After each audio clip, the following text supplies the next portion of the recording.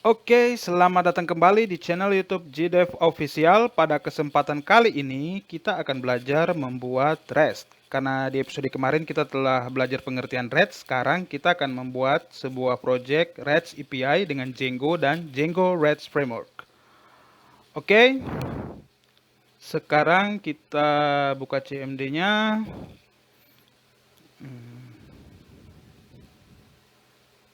Saya masuk ke directory. Buat sebuah folder baru ya. Simple Reds. Saya namakan Simple Reds seperti ini. Oke, masuk ke directory Simple Reds-nya. Oke, sekarang kita cek versi Python-nya dulu ya. Karena menggunakan Django, base bahasanya adalah Python. Oke, saya sudah punya Python 3. Nah, sekarang kita akan membuat sebuah virtual environment-nya. Biasanya dengan instalan Python sudah langsung di-include dengan environment-nya. Jadi kita tinggal buat seperti ini. Ini untuk Windows ya. Jadi nanti saya sertakan juga untuk referensi membuat untuk Mac dengan Linux. Script activate. Kita aktifin environment-nya. Oke, sudah. Jadi environment ini sangat berguna ketika kita membangun dengan tools yang berbeda atau dengan versi yang berbeda. Misalnya kita project 1 kita bangun dengan Django 2, dengan satu dengan Django 3. Environment ini sangat membantu untuk mengcoupling tools-tools mana apa saja yang kita gunakan dalam sebuah project. Jadi saya membuat sebuah file requirements untuk membuat leads, library atau perangkat apa saja yang saya gunakan di dalam project REST API Simple REST ini. Untuk pertama saya menggunakan Django 3.3 dan Django REST Framework 3.10.3.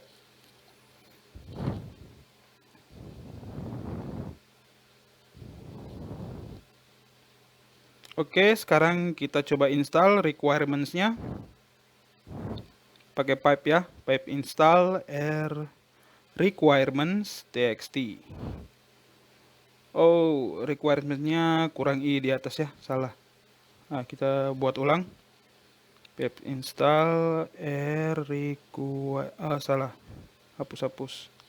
Requirements txt. Oke, seperti ini.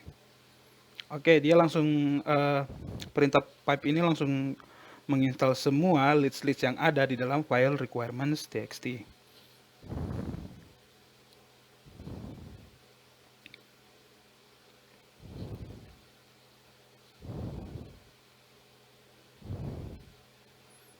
Oke, sudah terinstall dan kita upgrade versi pipe-nya dulu ya. Masih 8, upgrade ke versi 20.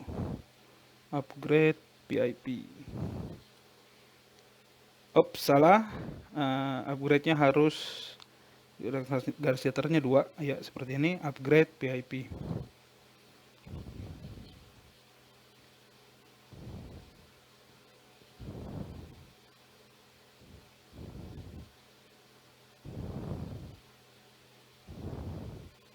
Oke, sudah diinstal. Sekarang kita pipe freeze dulu ya, supaya bawaan-bawaan yang keinstall lain semua masuk di file requirements txt-nya. Oke, sudah. Sudah nih. Seperti Python time zone, bawaan-bawaan dari Django ya instalannya. Jadi kita mesti harus buat pipe freeze dulu.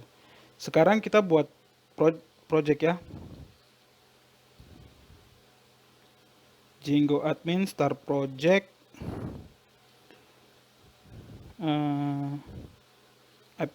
Reds lah. Iya, foldernya dinamain Reds. Oke, sudah. Folder Reds-nya sudah ada. Sekarang kita buat sebuah aplikasi lagi di dalamnya. Django admin start app. Apis kita buat namanya APS ya. Oke, sudah.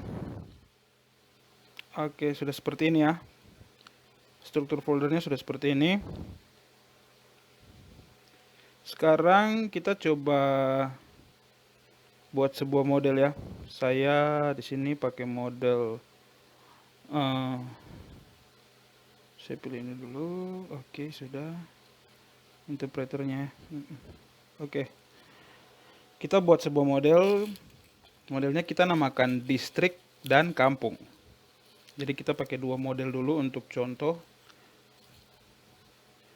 Dan langsung nanti akan membuat REST API-nya menggunakan model ini.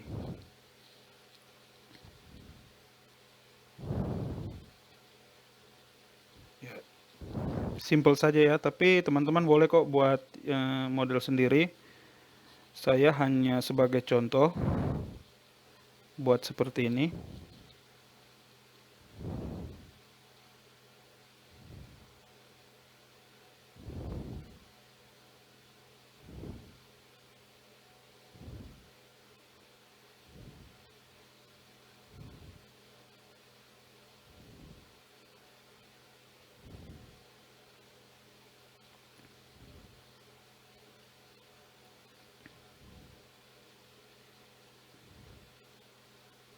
Kelas kampung, ID kampung, models, autofill, primary key-nya true. Nah, jadi primary key true ini bertujuan agar field ID kampungnya akan menjadi primary key dari kelas kampung tersebut. Nah, distriknya kita void key-nya, jadi kita akan mengambil referensi kampungnya atau distriknya dari tabel distrik atau kelas distrik di atas. Nama kampung max length 30. Oke. Kita def string dia.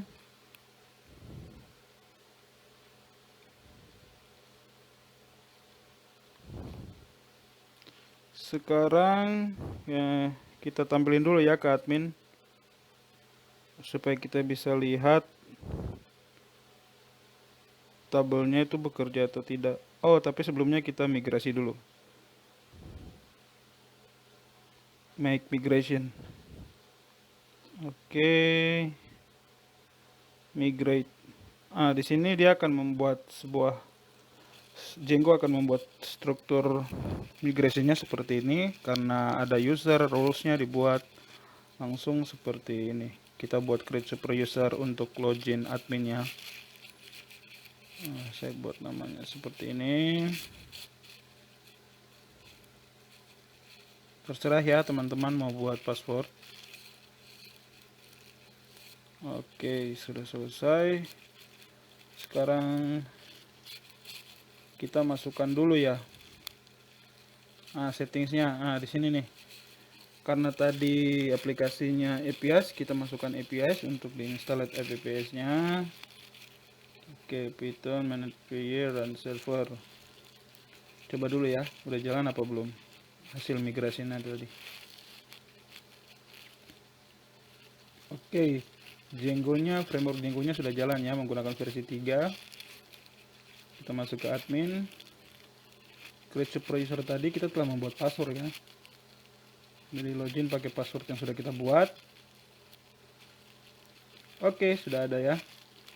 Tapi tabelnya, tadi saya migration setelah masukkan ini ya, APIs-nya di install apps-nya. Oke, saya migrasi ulang ya. Saya make migrasinya ulang.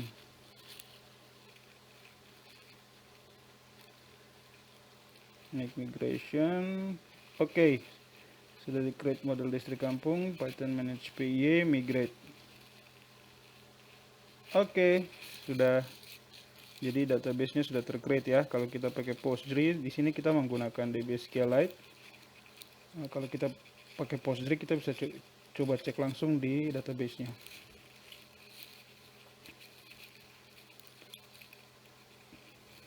Kayaknya enggak, kita masukkan dulu ya ke admin supaya tabelnya bisa muncul di halaman admin Django, admin default Django. Oke, buat seperti ini. Saya namakan tabel distrik aja ya.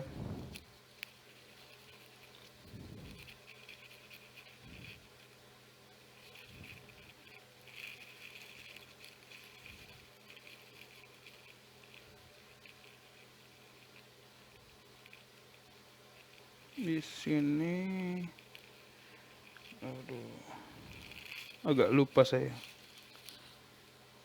Leads display kalau nggak salah ya, lead display. Jadi lead display ini untuk kita memunculkan field-field apa saja yang muncul di dalam tabel distrik.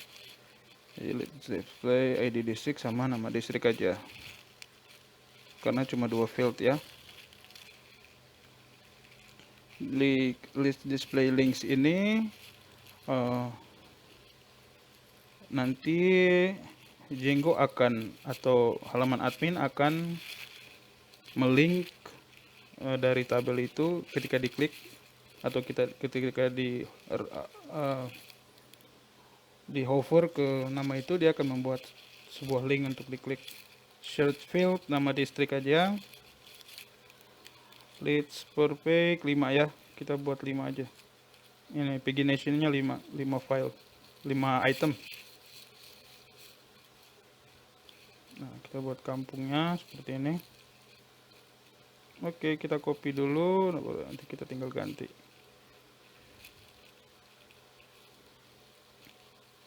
Distrik nama kampung. Oke, kita copy aja ke sini. Ini kita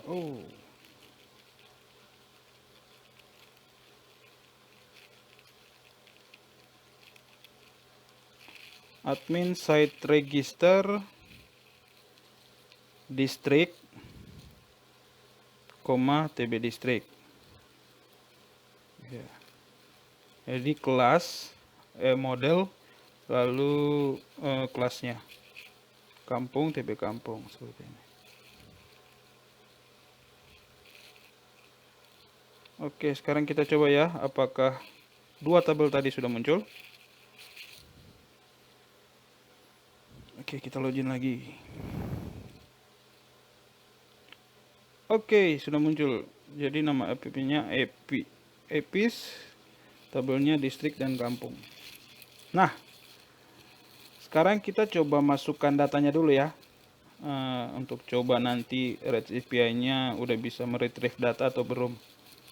Jadi saya masukkan beberapa sampel contoh data di tabel distrik, dan nanti juga saya masukkan di tabel kampung.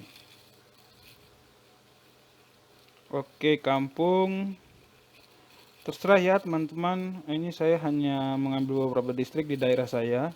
Teman-teman bisa pakai di daerah atau data nama-nama di tempat teman-teman semua. Ini hanya untuk sebagai data awal, karena kita akan membuat REST API, kita perlu data untuk di retrieve nanti. Jadi saya masukkan datanya seperti ini dulu.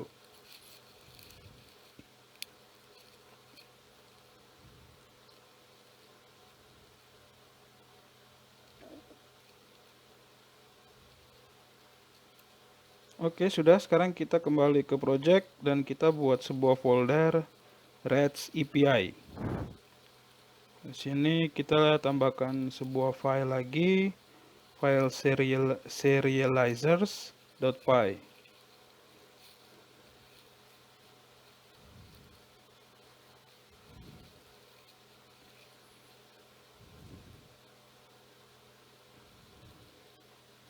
Oke, saya lupa masukkan REST framework karena tadi kita sudah install Django REST framework. Kita harus panggil di installed apps-nya seperti ini. Oke, maka kita akan bisa menggunakan REST framework di dalam project kita. From REST framework import serializer, from models import distrik dan kampung. Jadi kita masih mengimport model distrik dan kampung di file serializer. Oke, kita buat dua serializer ya. Pertama district serializers dan nanti kita buat kampung serializer. Ini kita kasih model aja ya, model serializer seperti ini. Oke. Sekarang kita buat kelas meta. Jadi kelas meta ini berfungsi untuk kita membuat modelnya dan field apa saja yang akan muncul di dalam REST API yang nanti kita akan buat. Jadi saya munculkan ID district, nama district karena memang fieldnya di district cuma 2, dan kampung serializer juga sama. Model serializer kelas meta kita bisa pakai fieldsnya itu all ya. Jadi nggak harus dalam kurung ID district kita tulis semua nama fieldnya. Jadi kita bisa langsung menggunakan fields all gitu. Step 2 nanti saya kasih dokumentasinya di deskripsi.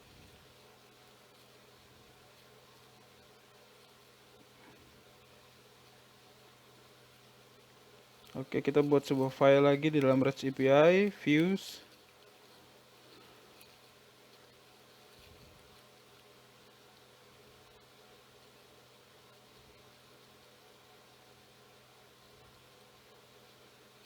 Kita mau membuat generic view ya.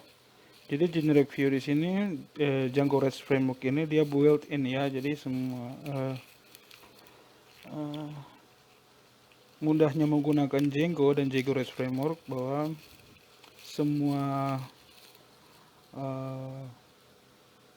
metode atau HTML method sudah di built-in langsung di dalam view ini. Jadi seperti built-in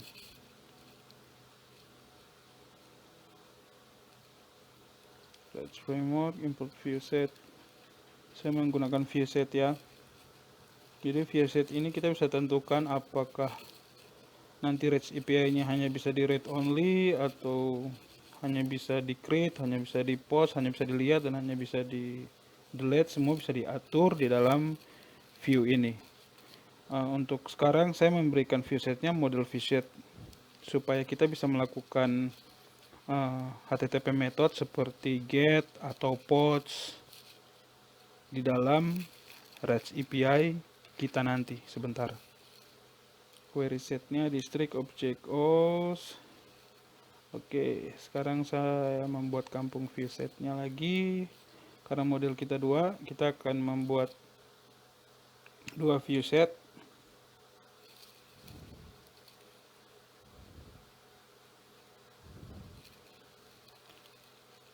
Query setnya kampung objects.o. Ya. Nah, sekarang kita buat satu file lagi, file urls, dan di sini adalah file routingnya nanti. Kita membuat file routingnya di sini. Jadi fungsi endpointnya nanti ada di sini. Jadi router ini berfungsi untuk pengalamatan atau endpoint yang kemarin telah kita bahas sebelumnya di pengertian REST API. Jadi kita buat routing endpointnya di sini.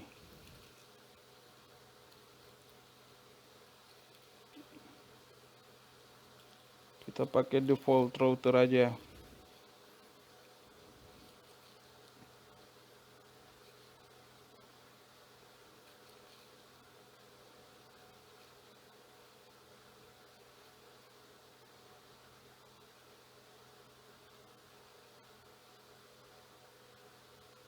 Jadi kita punya 2 route ya di sini atau 2 endpoint. Yang pertama untuk district dan yang kedua untuk kampung.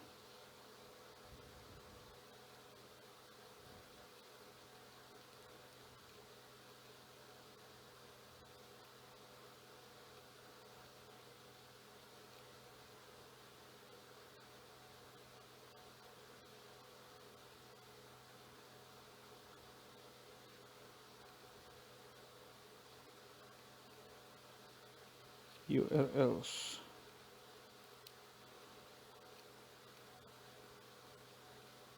Oke, sekarang kita tambahin include. Di sini untuk URL ini ya di projectnya include epis titik folder REST API titik file URL-nya. Oke, jadi di epis ini dia akan membaca epis REST API dan URL-nya. Python manage pair dan server. Kita coba ya, kita uji.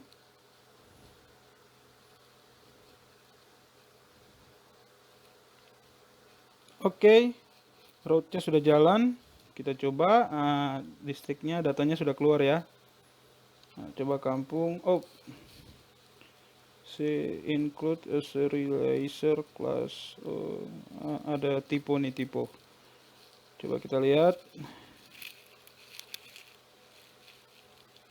Sepertinya di view-nya. Ini nih. Serializer hapus hash-nya. Nah, seperti ini. Oke, kita coba lagi. Oke, sudah ya, kampungnya sudah muncul. Seperti ini. Cukup simpel. Distriknya juga sudah, jadi kita punya 2 endpoint. Nah, sekarang kita akan menguji di Postman.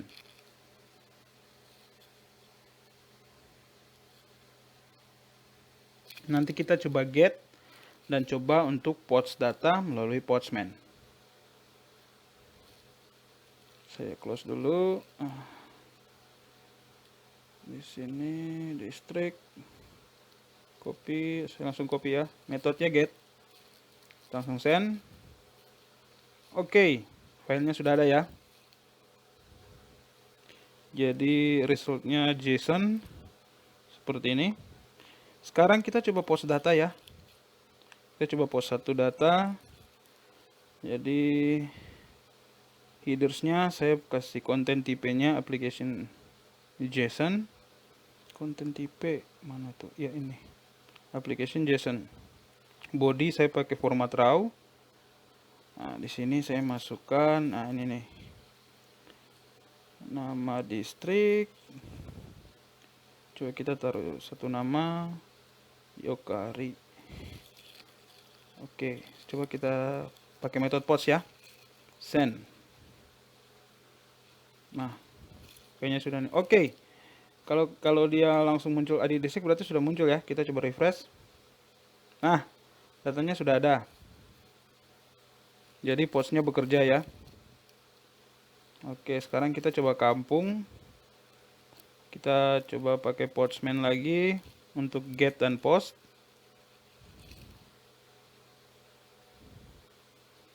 Nah, tambahin lagi. Copy dulu endpointnya. Send. Oke, datanya sudah ada, JSON-nya sudah ada, dia sudah merespons. Dan kita coba tambahin satu item menggunakan settingan yang tadi. Distrik 1.